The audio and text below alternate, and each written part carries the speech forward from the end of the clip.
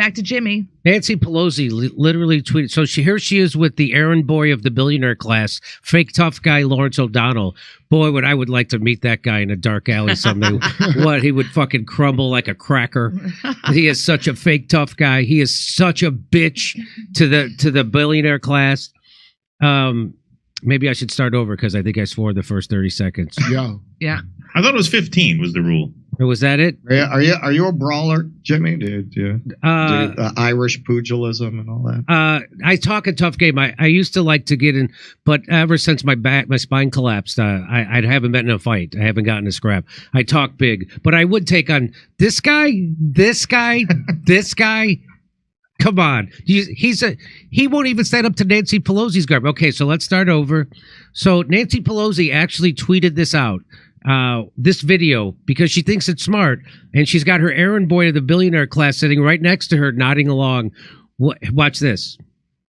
President Biden today just demanded that Congress deliver aid to Ukraine. Republicans now blocking that aid. Well, that's most unfortunate, because the fact is, if they think they're... But the fact is, my husband and I have a lot of stock in Raytheon right now.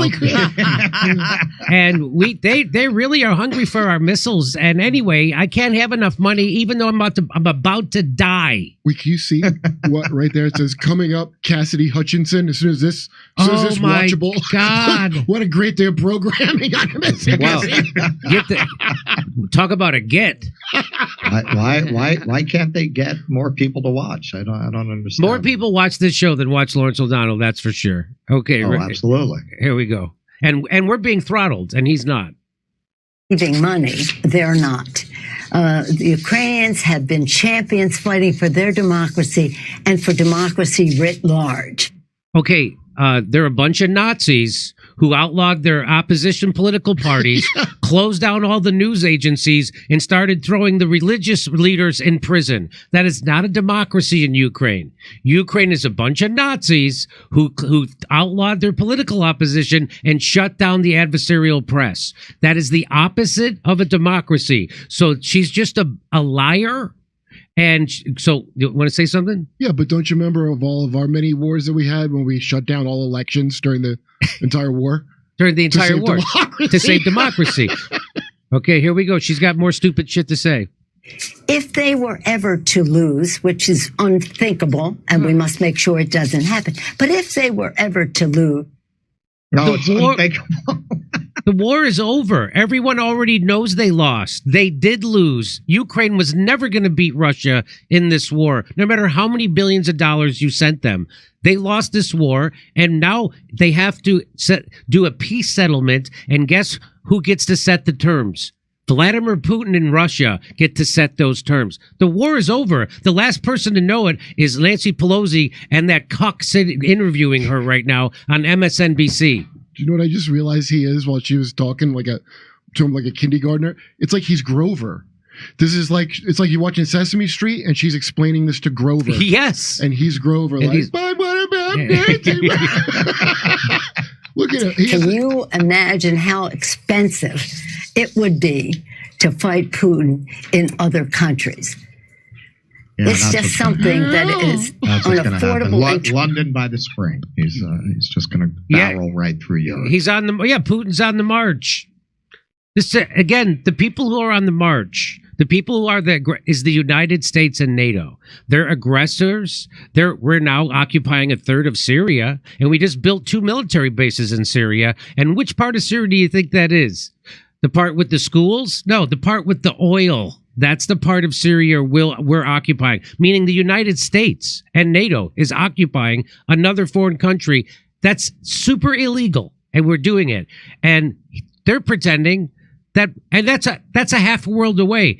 Putin went into a country on his border because they were threatening a military alliance with a nuclear power that is their enemy, and they wouldn't stop shelling the people in the eastern part of Ukraine, which are the ethnic Russians and the Russian speakers, because they wouldn't go along with a coup government from 2015. The United States CIA got in bed with literal Nazis to overthrow a democratically elected government in Ukraine, And then they started shelling the people in the eastern part of Ukraine because they didn't want to go along with the Cohen government. They had 2 peace agreements, Minsk 1 and 2 accords.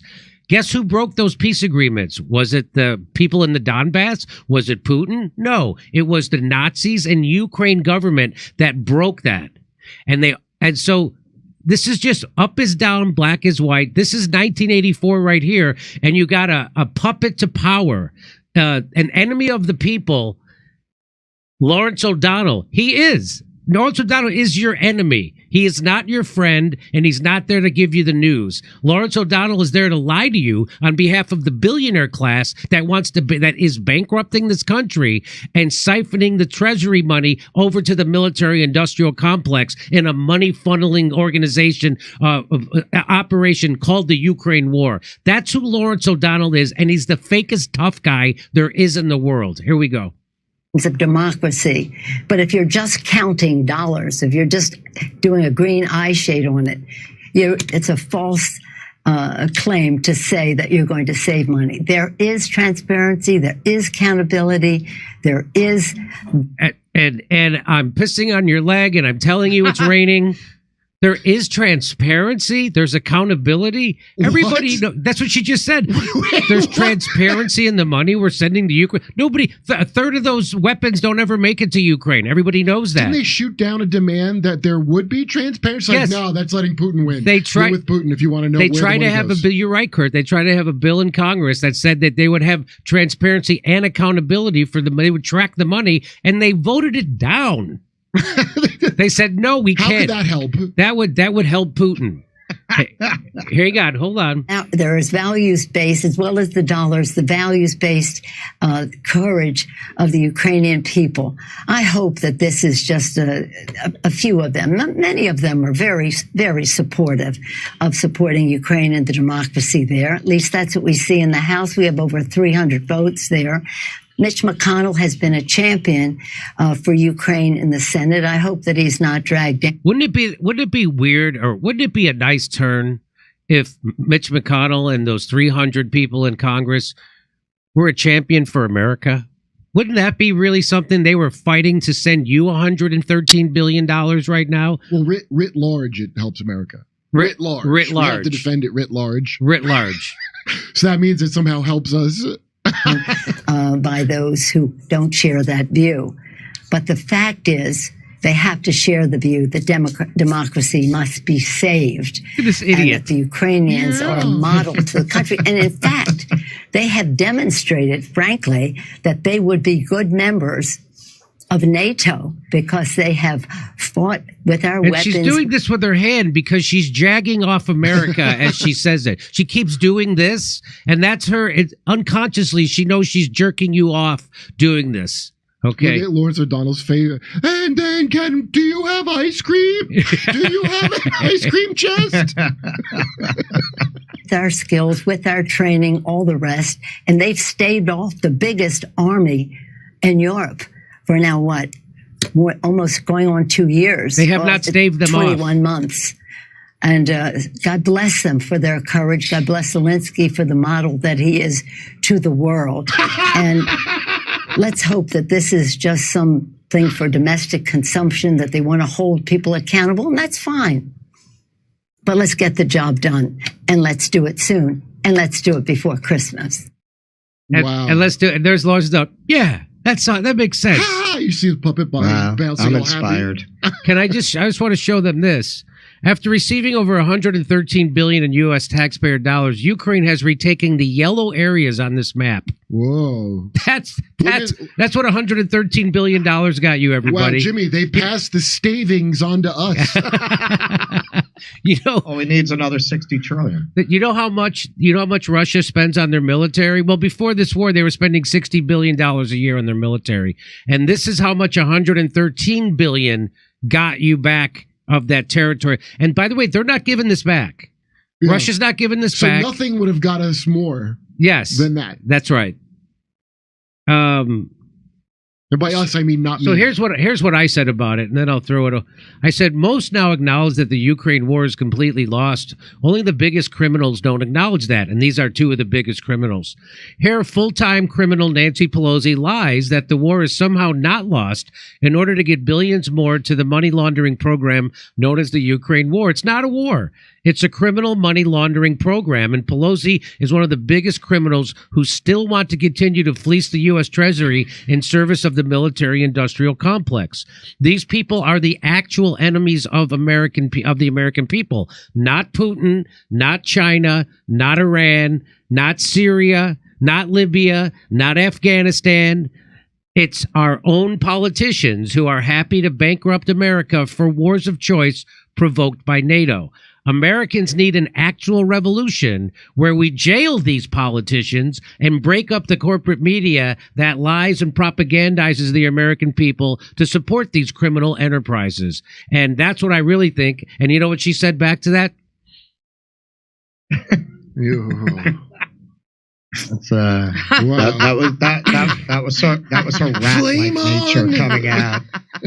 She's starting a fight. Oh, we're getting a couple of $100 more billion into our coffers for our donor class. Old Boney Pelosi strikes again. Oh boy, we're gonna get a couple of $100 more billion right out the door while we leave America bankrupt. Oh, we're crushing them. So some people say this. Just had a client tell me that Putin is dead set on taking over Poland if we don't stop him. I know it's a lot of money, but we can't let him do that. Are you from Poland? Can you insert your Polish joke here? So there's Nancy Pelosi, and she's really getting excited about sending some more money grifting over out of the treasury. A little bird told me I'm gonna make a lot of money on a stock. You leave my Paul alone.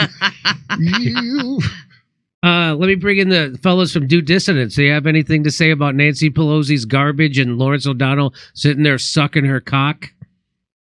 Well, I can't confirm the second part of that, but it is just really extraordinary. Didn't she go out of frame for a minute there? Yeah, right. Well, he would be the one going out of frame if he was the one doing it. But it's just really extraordinary how anyone can vote for these people. Like, how could you walk into a voting booth and vote for these people? Well, the answer to that is the only people who would even think of voting for these people are people for whom none of this matters.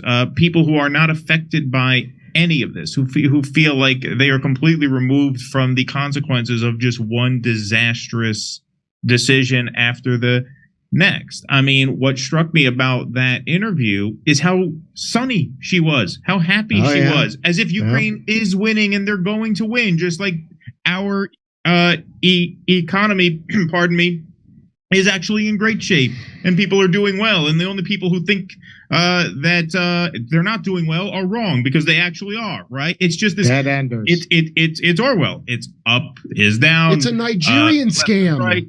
Yeah, I mean, it's extraordinary. Like, the only people that could fall for that are people who are just completely insulated from the hardship of economic strife, of war. I mean, you wouldn't think, watching her there, that 500,000 people have been killed or injured in this war yet. 500,000 people killed and injured. The amount of blood that's been spilled, the horror that has been visited upon Ukraine because of this. That's the ultimate irony. Like, to me, being pro-Ukraine means being for the people of Ukraine, meaning not wanting people to be killed, right? And the human cost of that, you would never get a sense of any of that from watching her there. You would get the sense that everything's going fine and we just have to keep going, and these Republicans are naysayers who want to give up and let Putin win, and there's no reason why we would do that. I mean, it's fantasy. It's absolute, utter fantasy, and the only people who fall for it are the people who can afford to fall for it, because it doesn't affect them at all. Yeah, these people are the scum of the earth. I wrote an article a while ago laying out the case for Nancy Pelosi should be in prison. self-evidently she should be in prison. She clearly is doing inside trading. Year after year after year after year, she beats the greatest investors in the world. She outperforms Warren Buffett every year. Now, is she the only one? No. I mean, most of Congress should be in prison on this basis. But she takes it to a whole other level. Her stock picks are so predictive that there are services that you can subscribe to that will just track Nancy Pelosi stock moves, and everyone just follows them because it's the best way you can outperform the market. Just trade with Nancy Pelosi. That is mathematically impossible. Why is she not in prison? Why is she walking around free? And it's interesting that she kept the case she makes here is that this money we're spending in Ukraine is a good investment. That if we don't spend it there, it's the best money we ever spent because we're going to have to spend more if we don't spend it now. Just look at the gains our tax dollars are winning for us in Ukraine. We're losing money. We're losing money not investing here. That we got it. This is the Bitcoin of global conflict. That's what I think. This would be like investing in Apple in 1984. That's what she's trying to make this sound like. It's just really great forward thinking. Sure, it's too late to put our money into America, but it's not too late to put our money into Ukraine. Those areas in yellow might seem a little too on the map, but if you were there, you'd see that they're the happiest places on earth. These are the happiest places on earth. It's like Disneyland, exciting rides. Disney Ukraine. Yep, a lot of exciting rides. That's Disney for sure. Is hemorrhaging money as well. Mm-hmm. Ukraine and Disney are fairly closely approximate each other. That's right. Right now, of like just now, the denialism is stopping from the top, where they like Lindsey Graham and Bob Iger have both given up on their thing. Okay, over to Steph.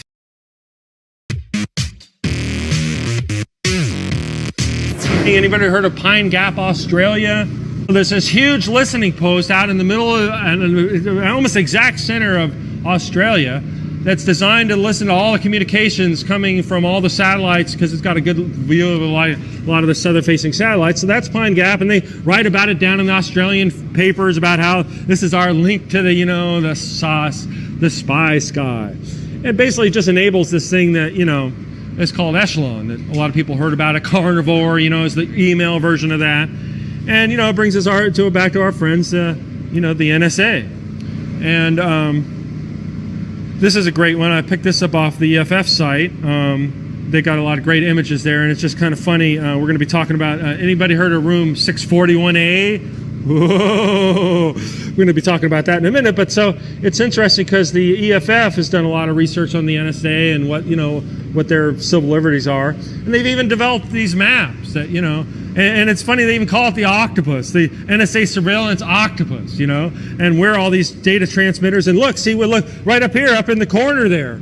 We got one right up there, right near us, right outside of Seattle. It's right here, Yakima, Washington. And so, I couldn't help but just turn the octopus the other way because that's what it is. It's the NSA octopus, and they basically, they got us, they got all our data, they got all our stuff. And speaking of AT&T. And so anybody know who this is? Mark Klein. I'll give you a hint. His name's Mark Klein. And so once again, he used to be up, at AT&T and that switching center up in the San Francisco Bay Area that broke the story. On what we see here, room 641A. And it was this mysterious room that nobody could get into except like one person that had super secret security clearance from the NSA because the only guy that could get in here. And it turned out it was this guy. Mark Klein was the guy who was coming in later to do the maintenance on the system and whatever, and he kept hearing this reference to this room 641A, and I got the name of the processor. There's a certain processor that's in there, like SP3 or something like that. And he kept hearing about all these references. What's this? I need to get in here. What's in here? And so he started investigating, and he turned out to be his own investigative reporter. And so the 641A, nobody knew what was in there. They thought it was like mission control, like the control dome. And so, but it was probably just a bunch of hackers in there, you know. But basically what happened is that he had come across some of these documents at the AT&T facility, and somehow or another he had leaked them out or snuck them out or whatever. And he got it basically, here it is, the SG3 LGX. Yeah. Imagine having that in your basement. And actually here's another better shot of it in color that the EFF had created for us. Thank you, EFF. And so basically it does exactly what Promus wanted to do, 30 years ago, but now, they got a box to do it and just pipes right into the, all your communications go right through this box. Any email you send probably gets sent through this 641A, this SG3. It's a spy scandal that's already rocked the White House, an intrigue that could threaten the presidency of George Bush. This story centers on incredible allegations of spying on a scale never before imagined. It involves America's Central Intelligence Agency selling computer programs to foreign nations. These programs allegedly allowed the CIA to spy on the intelligence agencies that bought it. You can turn back now or learn the stuff they don't want you to know.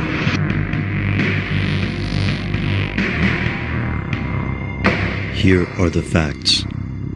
In August of 1991, the corpse of journalist Danny Casolaro was found in the tub of Sheraton Hotel's room 517 in Martinsburg, West Virginia. He had 10 to 12 slash wounds on his wrist. Investigators also found a suicide note nearby. Coroners twice ruled the death a suicide. However, Casolaro's family believed there was more to the story. In the time leading up to his death, Danny Casolaro had become increasingly panicked. He told his brother that anonymous callers harassed and threatened him on the phone, which his housekeeper confirmed. Casolaro also told his confidants that if he died, it would not be a suicide. Instead, he implied, it would have something to do with his latest investigation, a massive conspiracy of silence touching on everything from surveillance software to the October surprise, Iran-Contra, and more, bridging generations and reaching all the way to the White House.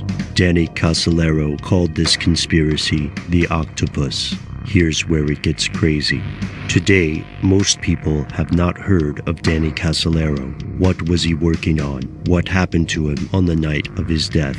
According to witnesses, he was traveling to Martinsburg to meet with a contact, possibly regarding the now obscure Inslaw case. In the 1970s, an IT company named Inslaw developed a people tracking program called the Prosecutor's Management Information System, or PROMIS, a data mining tracking system easily decades ahead of its time. The deal went sour, and Inslaw eventually took the Department of Justice to court, alleging that the United States did not honor the contract. Inslaw argued that the government pirated this software, sold it to other countries, and tried to bankrupt and silence their company to stop the truth from getting out. Witnesses came forth, including former Mossad Deputy Director Rafael Itan, who claimed that U.S. and Israeli intelligence agencies cooperated to sell a Trojan horse version of PROMIS to foreign governments. It's possible that Casolaro's investigation began here, but soon he stumbled into what he believed was an international web of espionage, assassination, drugs, illegal weapon trades, and more. He traced the ringleaders to the upper reaches of private security firms, the CIA, and the Reagan-era White House. Today, questions about the events persist and remain unanswered. Theorists have drawn increasingly complicated links between events alleged to be part of the octopus, but how much of this is mere conjecture? It's common knowledge that the world's intelligence agencies have and will murder to keep secrets. But did they murder Danny Casolaro, or did he commit suicide? Numerous people, including former congressmen and other journalists, don't believe the official story. And, more than 20 years later, questions remain. Did someone murder Danny Casolaro? On the theft of the Inslaw software, which belonged to this couple called the Hamiltons in Washington, who developed this case management software that was just the bee's knees at the time, and the Justice Department showed immediate interest in it, in buying it and then developing it. And they ended up, in effect, stealing it from the Hamiltons and letting it loose all around the world, to the Saudis, to the Israelis, to the Canadians. I mean, you name it, they had it. But with this backdoor feature that allowed U.S. intelligence to be monitoring it. Anyway, so that's just the bare bones of the INSLAW software connection. And there were many investigations, and they drew contrary conclusions as to whether the Justice Department really acted with malfeasance here. But to me, the matter's pretty much settled. And this document alone, which I'm going to read you about Khashoggi. Okay, here we go. This is dated May 16th, 1985. It's addressed to William Weld, U.S. Attorney. It's signed by W. Bradford Reynolds, Assistant Attorney General of the Civil Rights Division. I'm going to first read the document and then comment on it. As agreed, Messrs. Manukur Ghorbanifar, Adnan Khashoggi, and Richard Armitage will broker the transaction of Promise Software to Sheikh Khalid bin Mahfouz for resale and general distribution as gifts in his region, contingent upon the three conditions we last spoke of. Promise must have a soft arrival, no paperwork, customs, or delay. It must be equipped with the special data retrieval unit. As before, you must walk the financial aspects through Credit Suisse International Commercial Bank. If you encounter any problems, contact me directly. Wow. And people should know that Khashoggi is best buddies with none other than Donald Trump. And this is going on at the time of these Iran arms dealings with the Israelis. Promise Software is a revolutionary computer program developed in the 1970s by a former NSA programmer and engineer, Bill Hamilton. In terms of computer programs, it represents the universal translator of Star Trek. PROMIS stands for Prosecutors Management Information System. It's able to read and integrate any number of different computer programs or databases simultaneously, regardless of language or operating system. According to Bill Hamilton, the inventor, Edwin Meese, Reagan's Attorney General, along with Dr. Earl Bryan and others, stole the amazing software, modified it, installing a trapdoor into that would allow those who knew of it to access the program and other computers, and then sold the software overseas to foreign intelligence agencies. Bill Hamilton knew his software had been stolen when requests for tech support came in from people he hadn't sold it to. The Israeli Mossad, under Rafi Eitan, again modified the software and sold it throughout the Middle East using British publishing magnate Robert Maxwell as a cutout. The revolutionary software allowed almost anyone with the trapdoor code to enter every database in every computer in every language at will, simultaneously. This ability represents perfect information gathering, technology that is undetectable, the ultimate prize of every intelligence agency in the world. The CIA, through GE Aerospace in Herndon, Virginia, GAO contract number 82F624620. The FBI and the NSA modified the backdoor, but more importantly had enhanced the ultimate program with artificial intelligence, or AI. The program, which came to be called other names such as SMART, had originally been capable of automatically and secretly drawing any information from any computer and all computers connected to the Internet. The contractor that added the artificial intelligence component, GE Aerospace, was purchased by Martin Marietta, which merged with Lockheed Martin, the largest defense and aerospace contractor in the world. Ed Meese was not the only one who recognized the potential promise in Promise. Democrats had their own moves. Jackson Stevens is a presidential kingmaker, a lifelong supporter of George Bush, and Annapolis roommate of Jimmy Carter. The billionaire Stevens' firm, Systematics, later Axicom, had mated the illegal software with banking software. In the late 70s and 80s, Systematics handled roughly 70% of all electronic banking systems in the U.S. Stevens teamed with Wortham Bank, Lippo Group, and BCCI, the Drug Intelligence Bank, to penetrate every banking system in the world. Promise software could be used to influence and predict financial markets worldwide. When Clinton was out of funds during his campaign, it was Jackson Stevens that loaned him $3 million to keep it going. Herbert Pug Winnocour, CEO of DynCorp from 1989 to 1997, is a PhD mathematician from Harvard, where the mathematical breakthroughs using block modeling gave rise to artificial intelligence. In the 60s, Winnocour did research for the DoD on the causes of inner-city unrest in the wake of the 1967 Detroit riots. DynCorp was heavily involved in the evolution of Promise software.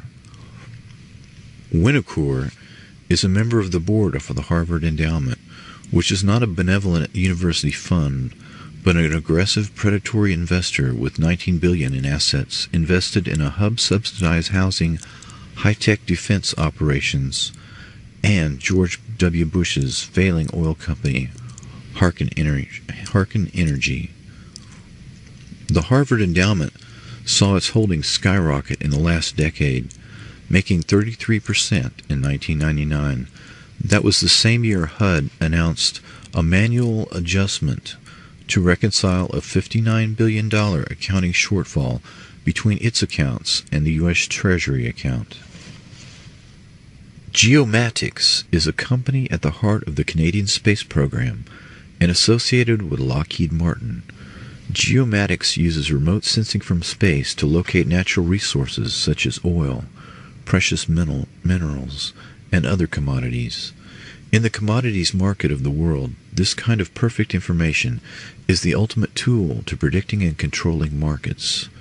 Remote sensing can closely estimate the size of harvests of agricultural commodities such as coffee or oranges.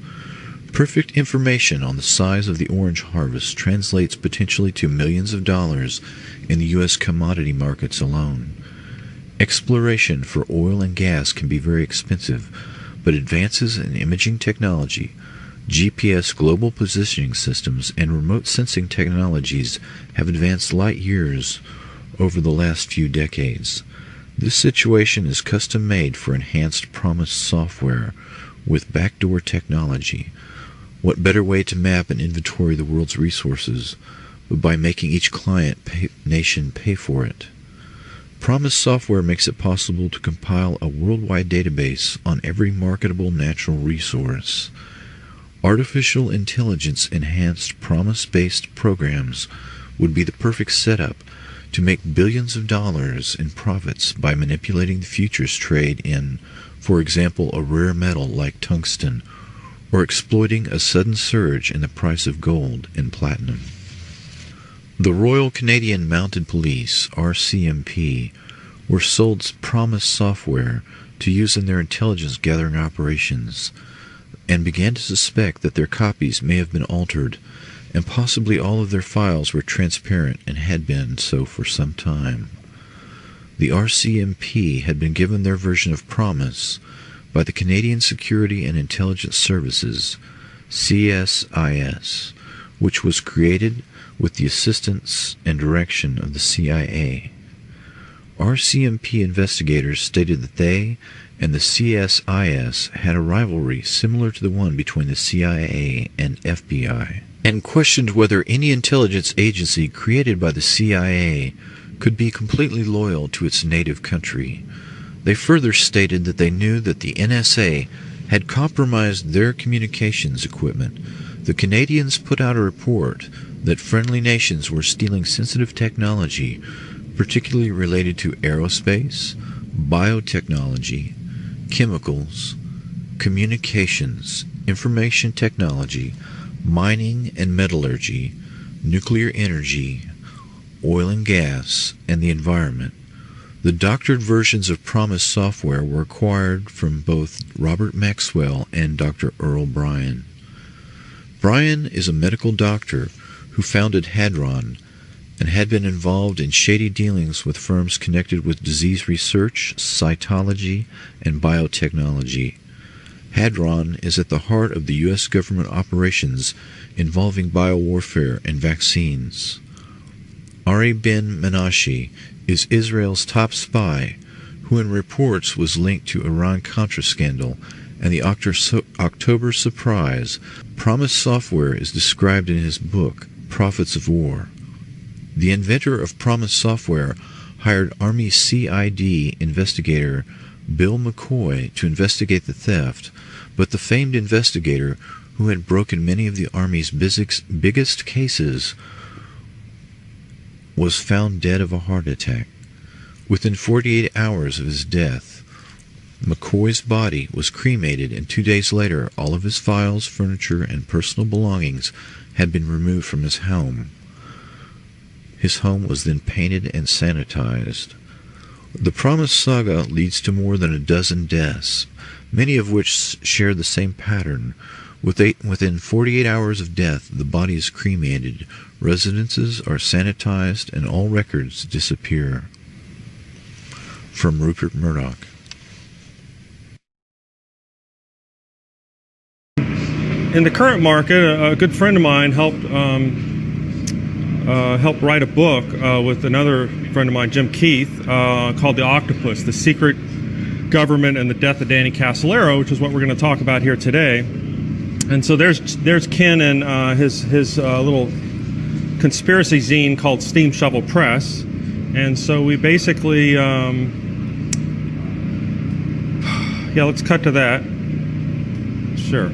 And so basically Jim Keith and Ken wrote this synopsis about Danny Casolaro, and they basically wrote this book. So this is Danny. I guess I should dedicate this presentation to Danny's in Danny's memory, because he's no longer with us. He wouldn't have really enjoyed a book like this. I should point out that Jim Keith, who isn't in this photo, but we'll see him later, he also died actually at Burning Man a few years back. And so a lot of people associated with this story have died in one way or another. In fact, there's some researchers say there's up to 40 people who have died under mysterious circumstances associated with this story. And so hopefully we're not one of them. Anyway, so this is Danny. We're going to be talking about him a lot later. And so there's this octopus. Danny was investigating something called the octopus, and the octopus basically had wanted to control everything, all of our basically entire society, our infrastructure, our who we pay our taxes to, what the whole thing's about. And so so this octopus basically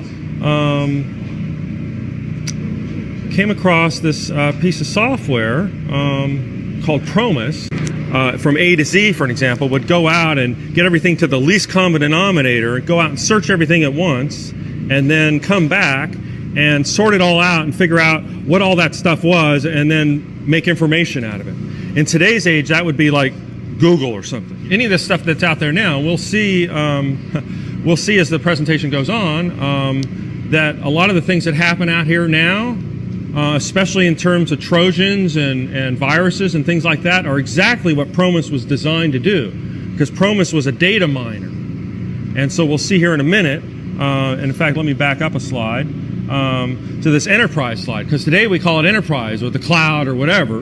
And so basically, what it was designed to do was go out, and it didn't matter what system it was on or where it was at, depending on what system it was installed on, it would basically go out and get everything down to its least common denominator, and then bring it all back and sort it all out, and then spit out some information. Unlike any other software at the time, 1978, 1979. And the company that released the software was called INSLAW, the Institute for Law and something, something, something. They're actually still in business, believe it or not, after being almost driven out of business by the government, as we will soon see.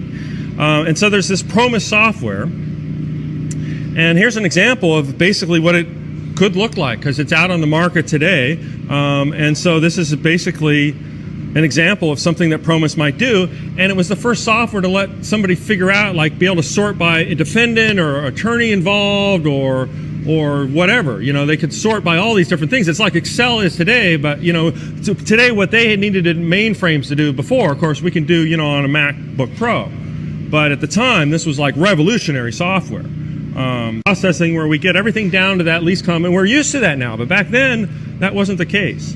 And so it's very interesting that basically everything we built, everything today that we built on is all based on this kind of computing power.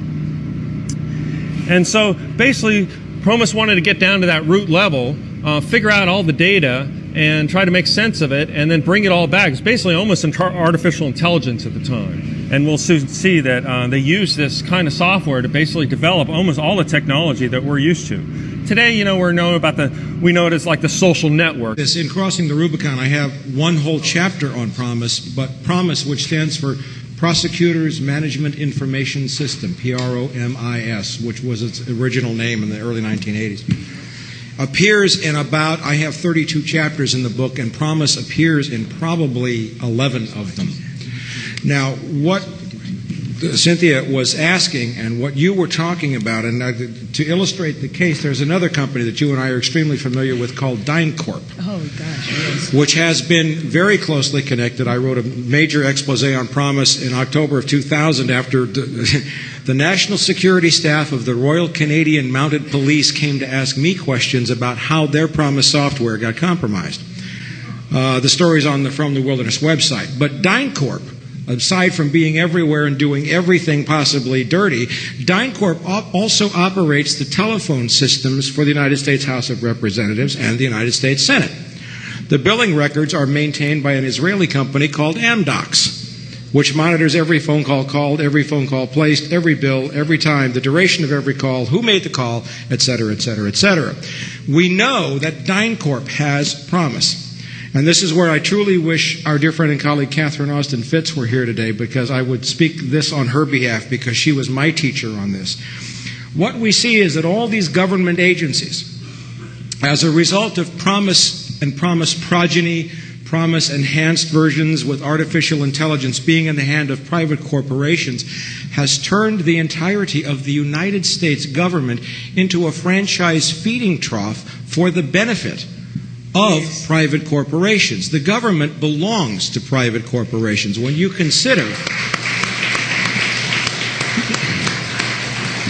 that another company known to have Promise, aside from DynCorp, is Lockheed Martin, on whose board of directors sat Lynn Cheney, the vice president's wife, until he took office. She was also in the PEOC Presidential Emergency Operations Center with her husband on the morning of 9/11. How did she get in? She didn't hold a government office. New information on the cold case investigation of a 1981 Rancho Mirage triple murder. News Channel 3 has learned 3 local Indian tribes are part of the investigation into these murders. News Channel 3's Nathan Baca joins us tonight with a look at what these 3 tribes are suspected of doing. Nathan. Tamara and John, the 3 tribes under investigation are the Cabazons, the Santa Rosa, and the Torres Martinez. They are suspected of setting up secret experimental weapons testing deals in the 1980s. 3 people who knew too much were murdered execution style in 1981. Riverside County cold case detectives believe the documents you are about to see are what they died for. New documents reveal how local Indian tribes were involved in bringing large caliber weapons testing to the Coachella Valley. Riverside County Sheriff's Department cold case detectives are looking into whether a former Cabazon Indian vice chairman was murdered in 1981 with 2 other people in this home to keep these weapons deals secret.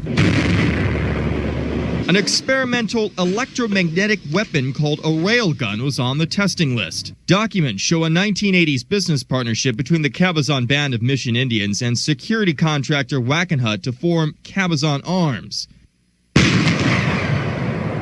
This is Santa Rosa Mountain, near Highway 74, where the secret weapons testing was meant to take place. Newly uncovered documents show the Santa Rosa Band of Indians was working with the Cabazon Indians. They plan to build the experimental weapons in the mountains south of Pinyon Pines. To find out more about railguns, we talked to UC Riverside physics professor Dr. Harry Tom. A railgun is a electric-operated gun. It uses only a battery, and you send electricity through the projectile itself, and you make it propel. This recent video from U.S. Navy weapons testing shows how gunpowder isn't needed to hurl a giant bullet at supersonic speeds. It is the future of artillery, but it's so hard to perfect, it's been tested for 30 years. We asked the Santa Rosa Band of Indians if pursuing weapons testing requiring enormous amounts of electricity and environmental dangers fits in with its promise to protect the natural resources of sovereign tribal land. The tribe has not responded. Additional documents show the Torres Martinez tribe granted Cabazon Arms Company the right to test large-scale weapons on 30,000 acres near the Salton Sea. Torres Martinez tribal leadership have also not responded to our questions. Considering the Indian tribes have moved on with their large casinos, experimental weapons testing deals 28 years ago may not seem to matter anymore.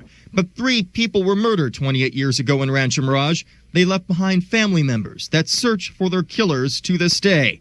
Many of the small-scale weapons testing were later used for the Nicaraguan Contra guerrillas that became the focus of the Iran-Contra scandal in the 1980s.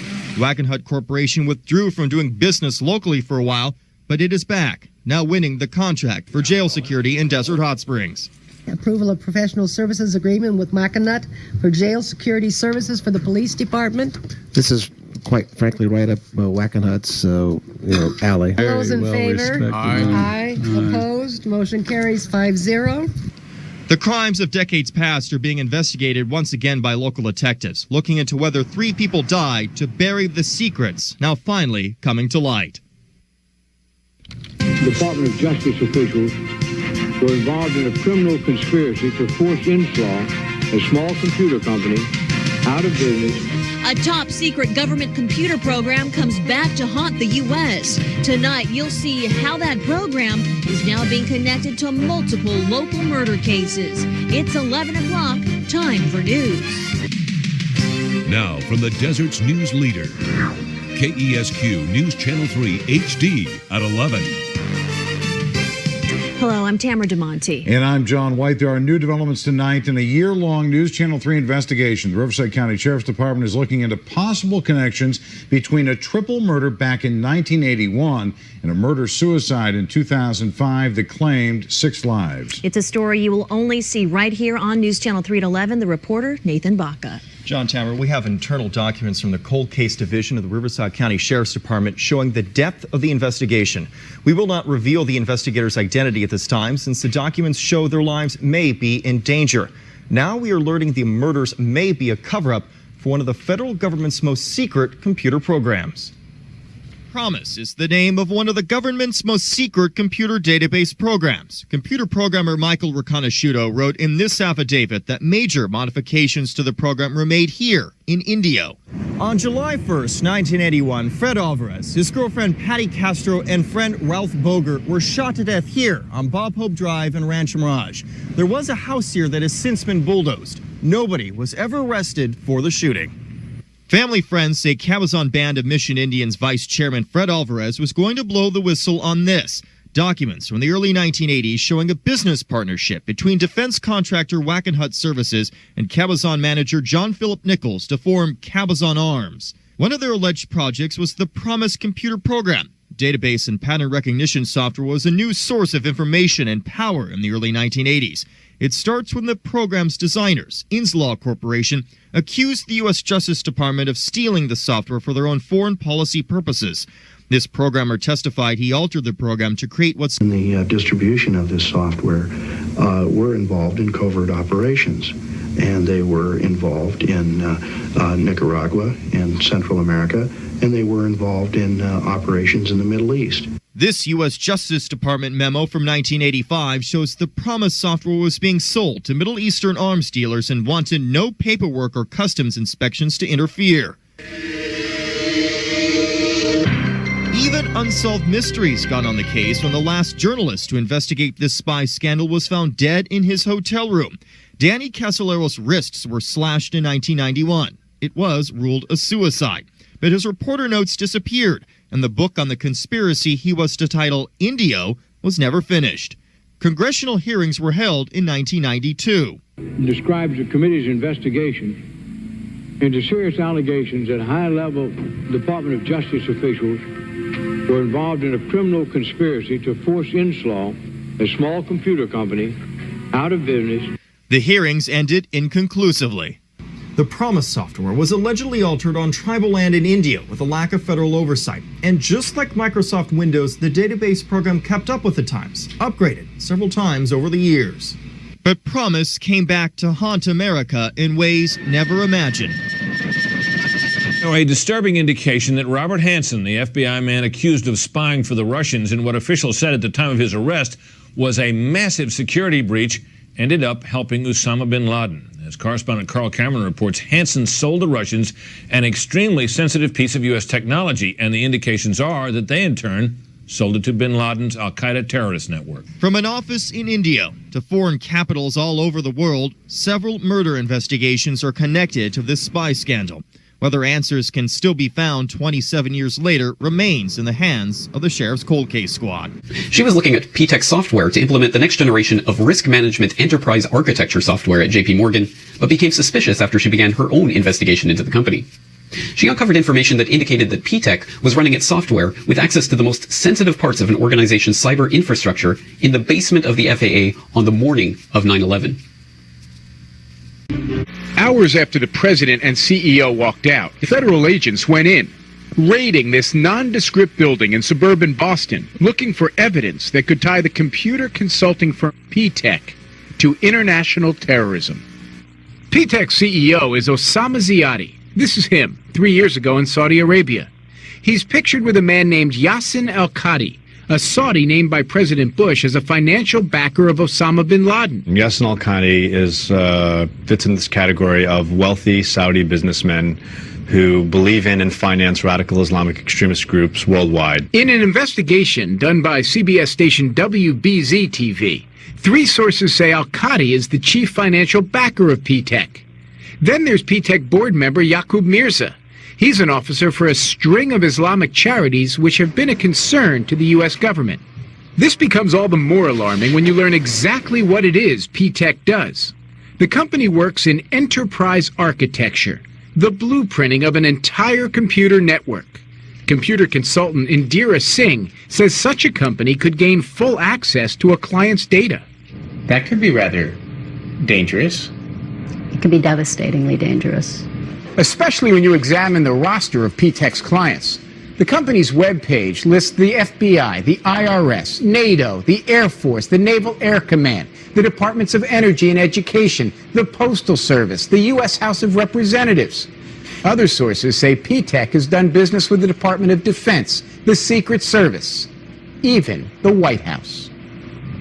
And that gives you a tremendous opportunity, if you're so inclined, to examine, manipulate, download all of the most sensitive information of whoever it is you've contracted with. Absolutely. Absolutely. But tonight, the National Security Agency tells CBS News it is absolutely convinced P-Tech software is safe. I'm sure that in the end they're going to find that there's nothing of interest here. But experts like Matthew Levitt look at Yassin al-Qadi and disagree. For someone like that to be involved in any... Can attest to is that by noon or 1 o'clock, they told us we had to move from that triage site up to Pace University, a little further away, because Building 7 was going to come down or being brought down. Did they actually use the word brought down, and who was it that was telling you this? The fire department, and they did use the word. We're going to have to bring it down.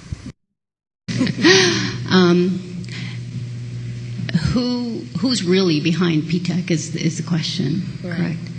I asked that of many intelligence people who came to my aid as I was being blacklisted, and I was told, Indira, it is a CIA clandestine op on the level of Iran-Contra. And I have reason to believe this because CARE International, that was mentioned in one of the slides, is a renamed version of Al-Kifa, which was the funding arm for WTC 93. Prior to Al-Kifa, it was called Maktab al-Khidmat, which was the funding arm for the Afghani Mujahideen. It was how the money on the level of Iran-Contra. And I have reason to believe this because CARE International, that was mentioned in one of the slides, is a renamed version of Al-Kifa, which was the funding arm for WTC 93. Prior to Al-Kifa, it was called Maktab al-Khidmat, which was the funding arm for the Afghani Mujahideen. It was how the monies got to Osama bin Laden through the Pakistani ISI. I asked the FBI in Boston, how come MAK was being run out of P-Tech in 9/11? And that jived with a lot of what Intel was telling me, that it's a CIA front, shut up and go away. At that level, I said, well, why doesn't the FBI take advantage of their celebrated differences with the CIA? And I was told, because at that level, they work together. They are not. That's exactly right. Okay, Nico, we got 2 minutes, so next question. Is there a connection between this software and the old Inslaw software? The old Inslaw software is Promise. PTEC is actually a more sophisticated version. It's a place. PTEC, in its heart, is software that builds other software with such capability. So it's a more agile, adaptable version of it. Singh was hired as a consultant for JP Morgan Chase to develop the next generation of business architecture enterprise software. The software she was seeking to implement at JP Morgan Chase, one of the largest financial institutions in the world, was specialized cutting-edge risk architecture software that would essentially be artificially intelligent and capable of scanning through the millions of transactions taking place across the JP Morgan Chase institution in real time, monitoring these transactions for suspicious activity such as rogue trading, and would then be able to alert the proper people within the JP Morgan institution to the problem, and potentially even stop the transactions from taking place. The importance, sensitivity, and sophistication of any such software necessarily led Ms. Singh to seek out the true leaders in the enterprise architecture software industry. Her research and due diligence into the issue led her to a company called PTEC.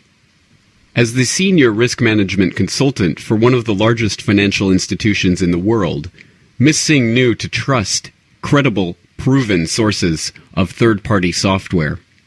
That's why PTEC's roster of clients immediately put them in the top echelon of software providers. PTEC's clients included some of the most sensitive organizations and agencies in the United States government, including NATO, the U.S. Armed Forces, Congress, the Department of Energy, the Department of Justice, the FBI, Customs, the FAA, the IRS, the Secret Service, and the White House. This sterling roster of clients made Indira Singh very eager to take a look at PTEC's software.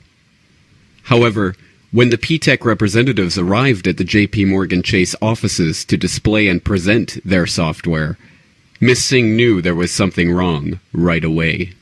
Well, if this is true, did you not report this? PTEC is a private company, so this relationship would have been privy only to those on the inside. I said, did you report it anywhere that someone who has been placed on the U.S. terror list is key funder, angel investor to a company whose software is utilized at the highest levels of almost every government and military and defense organization in this country, including the Secret Service, the FBI, the Department of Defense, the House of Representatives, the Treasury Department, the IRS, the U.S. Navy, the U.S. Air Force, and last but not least, the Federal Aviation Administration. Are you saying these were all PTEC clients? These were all PTEC clients, and when I was evaluating them, I was pretty impressed. Why not PTEC? Exactly. They're being used at the highest levels of all of these organizations. So I was very excited about using them and having their software be able to be at the heart of what I wanted to develop. And I had no reason to believe that if they were in use everywhere at that caliber, that I would have a problem. They're also used in Enron. Perhaps I should have thought twice about that, but they're at use in IBM, of course, and the top accounting firms, and even in the FBI. In MITRE. What is MITRE? MITRE is a large company that does specialized technology for defense and intelligence. You would not expect to have an exposure with a company that was so well entrenched and embedded in these kinds of organizations. What do you mean by the source code? Well, all software products has some group or organization or person writes code that is then packaged up and, for instance, the word processor in your desk, the spreadsheet, and so on and so forth, the browser, is all written in some sort of code. Those are the keys to it. And if you wanted to improve it, add new functionality, you would change the original code and add new functionality and then repackage it and send it out there. So whoever had access to the source code of PTEC, that was where the value was. If you lost the source code, you essentially lost the product for all intents and purposes from a marketing point of view. So only one or two people would have access to the source code. It would be like having the formula for Coca-Cola, basically, was the perfect day. And yes, you needed inside knowledge. And yes, PTEC with all its myriad associations would have had the inside knowledge. And yes, PTEC was a CIA front. And yes, a PTEC was protected. So was it an inside job? You don't have to look at this indirectly. This is direct. This requires direct investigation. Again, that's a stunning interview, jam-packed with incredible information that goes to the very heart of 9/11. And I suggest that people who find this information important and find the controlled corporate media's complete blackout on this information reprehensible do their own part to get this word out by spreading the word about Indira Singh and this breakthrough interview. Remarkably enough, considering the bombshell information provided by this corporate whistleblower, Indira Singh, about this company, which actually operated in the basement of the FAA with complete and total access to every operational detail, including their management of interoperability systems with NORAD that could have directly affected the response of NORAD on 9/11. Absolutely nothing has resulted from the FBI investigation of this company. Another hit game that was developed was Tetris, which he first licensed from its Soviet creator in 1987. Were there some negotiations with the Soviet government as well on that, or dealing with the Russians? You know, this class is Silicon Valley of the U.S. government, so government. The difference between negotiating the rights for Tetris is not that different than negotiating a nuclear disarmament treaty with them. And the fight for Tetris's rights began. Whole books have been written on this fight, and all the companies involved in it.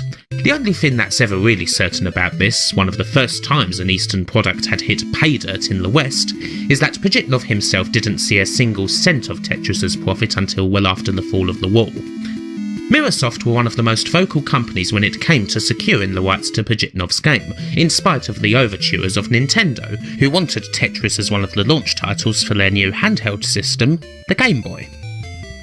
The whole thing was outrageously shady. Microsoft and Maxwell's claim was that they had the rights to Tetris because the American company Spectrum Holobyte, you know, the sister company of Microsoft's that's also under the Maxwell umbrella, had purchased the rights to it from Andromeda.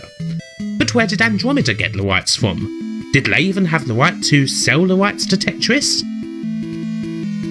In any case, Microsoft wanted nothing less than exclusivity to Tetris, a piece of every version of the game, and would seemingly do just about anything to secure that.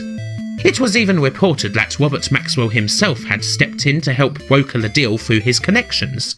And yes, you may well wonder exactly what that meant. Maybe he sought an audience with Gorbachev himself to try and get the game? Probably not. However, Microsoft were able to sell Tetris for computers using those rights from Andromeda, and naturally did so pretty sharpish, all things considered, resulting in the sale of what is probably their most successful game on various computers through 1987 and 1988. Microsoft's version of Tetris is, as you would probably expect, the one that hams up the Soviet mystique the most. It's right there in the box art and right there in the title, which did more than anything to popularise the classic trope that in order to write in Russian, all you do is write the R's the other way around. It's in Russian. You just put the R's the wrong way round. As for the game itself, well, it's Tetris, basically. The music is pretty cracking throughout, actually, which is nice, but the game does default to having these backgrounds in the world that make it incredibly hard to see what's going on. And his job was he walked both sides of the fence almost, of the road. He was extraordinary. I mean, one day he would be with President Reagan in the White House. The next day he would be in the Kremlin doing a deal which would be in favor of Israel. And I remember what David Kimchi, the former deputy director of Mossad, told me. He said, you know, Robert Maxwell had one philosophy. It was Israel first, last, and always. And never forget that when you write about him. He was, for us, a great patriot. And that was so. But therefore, you may wonder, well, Why did they have to get rid of him? Well, what happened? Maxwell became more and more in love with himself, I suppose, with his power, his authority, his connections. Nobody he felt could dare challenge him, dare say no to him. He once said, prime ministers come and go, presidents come and go, but I'll be here forever. And so what happened, on that premise, he was approached by Vladimir Khrushchev of the KGB to ask him if he would assist in a plot to overthrow Mikhail Gorbachev, who had taken power in Russia and was bringing democracy, perestroika, into that devastated country. And Maxwell thought, where's the deal for me here? And they said, well, you can handle the national debt if we pull this off. And that would have meant a very good take for him, because he was on 15% of everything he could get on that. So he went to Israel and he said to his friends at Mossad, how about this? Shall we get involved? We should get involved, he kept saying. And he outlined what the plan was. What he hadn't realized, he had totally miscalculated one thing. There were those high up in the Israeli government and in Mossad who were horrified at the idea that anybody would want to remove Gorbachev, because it would immediately bring them into confrontation with the United States. America saw Gorbachev as the only possible hope for salvation in Soviet Union, which was, powerful threat. They thought against it still, though in fact it wasn't that powerful a threat, as we were to discover. And the idea of overthrowing Gorbachev and probably assassinating him, with Israel being implicated through Maxwell, or perhaps even worse, implicated through other forces, horrified them, and they thought Maxwell has gone a step too far.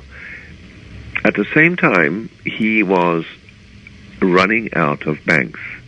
He was borrowing and spending and losing, and his once powerful newspaper empire was beginning to totter, partly due to union troubles. He couldn't stave off huge expenses, never mind the 50 cents that poor reporter, but he was running into huge bills, printing difficulties, all the things that we've seen Murdoch deal with and overcome successfully, I think. Maxwell couldn't, and he was losing money. The evidence is in. So what's the verdict? Although the lack of bruising on Maxwell's body turned out to be a red herring, Dr. Hooper conclusively proved that Maxwell could not have fallen over the side of his yacht. His death was no accident. Everything points against suicide, which leaves murder as the only possible explanation. The tests conducted have shown that it would have been relatively easy for a boat to duck under the Lady Ghislaine's radar and for a team of assassins to board the yacht. Maxwell could then have been subdued, removed, and his dead body later dumped in the sea. It's kind of really interesting. What happened to us was this. We're sitting around at the Consumer Electronics Show, and typically you have these guys who scurry around looking for interesting games from abroad and try to get the rights and then license them into the U.S. by selling it to a game publisher.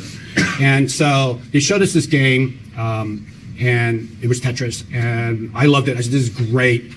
And the agent was saying, hey, look, everybody's turned down this game because, Brother Bun turned down the game, EA turned down the game, Sega turned down the game because, it was a stupid game, right? The graphics were awful, nobody dies, bad sound, right? And I kind of go, yeah, but it's really addicting. I really kind of like this game. And I said, but I want to make some changes. I need to talk to the programmers. And the agent kind of looks at me, he goes, well, we got a problem here. I go, what's the problem? He goes, well, the programmers are in the Soviet Union. So I turned to my partner, Phil Adams. I said, get the rights. Put it in a red box with a hammer and sickle and get it out in the next 6 months, because I had heard through the rumor mill that there was going to be the very first set of talks between the Soviet Union and the U.S., and it would be between Reagan and Gorbachev. So I said, get the game rights, right? And if this thing actually comes to us, we're going to launch the game during the talks. And that's what we did, right? We launched the game during the talks. We even hired a fake Gorbachev and a fake Ronald Reagan lookalike. And we were running ads in the USA Today that says, because there'll be the headlines, Gorbachev meets with Reagan, and going through all the issues around nuclear proliferation. And then on, the back of the page will be our ad with the fake Reagan and Gorbachev saying what they were really doing during the secret summits instead. But a very convincing impersonator. This Kim Jong-un lookalike made many tourists look twice in Singapore. Impersonating Kim Jong-un. Comedian Howard X checked out of his Hanoi hotel on Monday after Vietnamese authorities allegedly revoked his visa. The visa that I got from my travel agency was invalid. They grabbed the person who issued the visa letter and made her sign a piece of paper saying that it was invalid. Howard X teamed up with comedian Russell White, a Donald Trump lookalike, for the media stunt. I think satire is a powerful weapon against any dictatorship. So, you know, they are scared of, you know, a couple of guys that look like the real thing. It's not my fault. It's not our fault for being born like this. That's what I said to these guys earlier. Like, yeah, this is what I look like. The two comedians had been questioned by police on Friday after staging a fake summit in the Capitol, drawing crowds and media. According to Howard X, authorities told him not to create any disturbances as the city prepares to host Kim and Trump on Wednesday and Thursday for their second nuclear summit. They didn't know what the thing was, but they were trying to solve a problem. The problem they were trying to solve was how to get technology companies who historically has never engaged with the federal government to actually provide technologies, particularly in the IT space, that the government can leverage, because they were really afraid of what they called at that time the prospects of a digital Pearl Harbor. But in 1999, because the community got so good at collecting data, but not necessarily that good at processing all the data, that their biggest fear that there was going to be a new attack somewhere in the world, maybe even on the mainland. Like that means there's a revenue source and the stuff was good. If we reject it, then they kind of go, particularly if it's like something like cybersecurity, said, well, we're not making that investment. I mean, I don't know if you guys want to. They go, thank you very much. Here's the next one. And so that's how we got the problem set and how it got to work. And then we would then find a customer in the building that was related to that problem in the first place and pay that customer to take that technology in and use it in an operational way. That's how Palantir got started. I mean, Palantir was this Peter Thiel and Alex basically meeting with me and saying, we got these algorithms on fraudulent transactions. We think there might be some value for the intelligence community. We brainstormed. They came back, and I kind of said, on the blackboard, it needs to kind of look like this. The team went away and did a mock-up in 2 weeks, and then immediately we took that team and put them inside the building to work on what we call a CT counter-terrorist problem. And they just learned that business, and that became Palantir, and Palantir is worth somewhere between $10 or $20 billion today.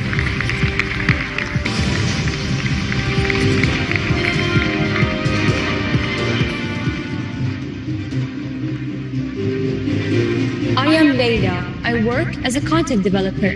We develop videos, infographics, and motion graphics to combat extremist content. أنا محمد أعمل قائدا لفريق التحليل الإعلامي. يقوم نظامنا بمراقبة 100 قناة تلفزيونية عالمية بلغات مختلفة وتحويلها إلى نص وتحليلها لتحديد المحتوى المتطرف. أنا عبد العزيز أعمل أخصائي.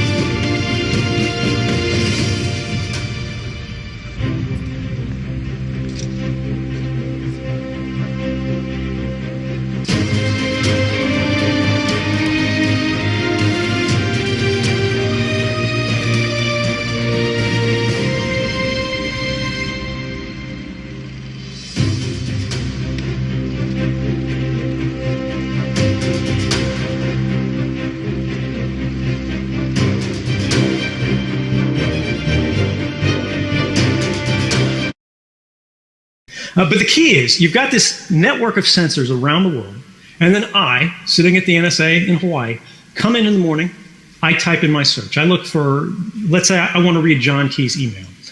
I enter his email address, and it sends that search to every one of these sensor networks around the world, and they search their local database of metadata and content The content of all communications that pass through these sites is held for about 3 to 5 days, depending on the storage, and it's constantly going back further and further in time as we gain more capability. So I can see everything. I can see what book you looked at Amazon.com, last week. I can see who you talked to. I can see who your friends on Facebook are. I can see the text messages you sent. I can read the emails you wrote. And I can set up things that are called fingerprints that allow me to track where you've been on the web, who you're talking to, even if you're using sort of anonymizing technology and so forth.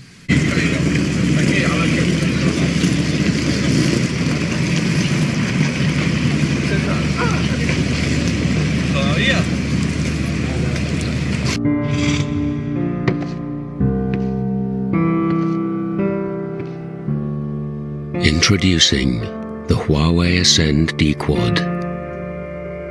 Stunningly designed and crafted. With a pin-sharp 4.5-inch HD screen. An incredible 8-megapixel BSI camera.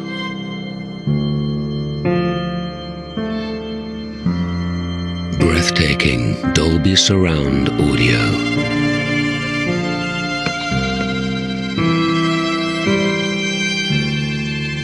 Smart power-saving technology in the most compact body. And a quad-core processor, making it the fastest smartphone in the world. Beauty, power, agility and speed. We call it the Ascend. The Huawei Ascend D-Quad. Herzliya, just north of the Israeli city of Tel Aviv, and this building is home to an Israeli company called NSO Group, which develops and sells one of the most invasive spywares in the world. The software is called Pegasus, and it doesn't matter whether you're an iOS or Android person, your phone could become a target. The phone becomes a spy in the pocket. The phone's camera, the microphone, text messages, and anything else done on the phone or close to it are susceptible to monitoring. This is how Pegasus works. The target receives a text message with a special link. One click on it and the spyware is secretly downloaded to your smartphone. From then on, all your private data, personal messages, passwords, just about everything is being sent back to the operator. So who are the targets? According to NSO Group, its software is designed to track criminals. Our products have saved the lives of thousands of people, prevented suicide terror attacks, helped convict drug cartel lords, facilitated complex crime investigations, and returned kidnapped children to their parents. But internet researchers from Citizen Lab embarked on a hunt for Pegasus, and according to them, it does not serve only a good cause. Instead, it may be breaching innocent people's privacies and some countries' laws against cross-border hackers. Citizen Lab tracked the malware in as many as 45 countries, among them 6 states with a history of abusing spyware to target civilian society. Set the goal for Israel of becoming one of the top 5 cybersecurity powers in the world. An Israeli surveillance software tool capable of accessing microphones, cameras, and other data. One Saudi dissident says he spoke to Jamal Khashoggi regularly about Riyadh's use of technology to crack down on critics. Well, I was working with Jamal in some different projects, and I've learned in maybe the beginning of August that my phone was hacked. So basically, they were listening to every single conversation that we had. NSO Group, in today's world, based on the evidence we have, they are the worst of the worst.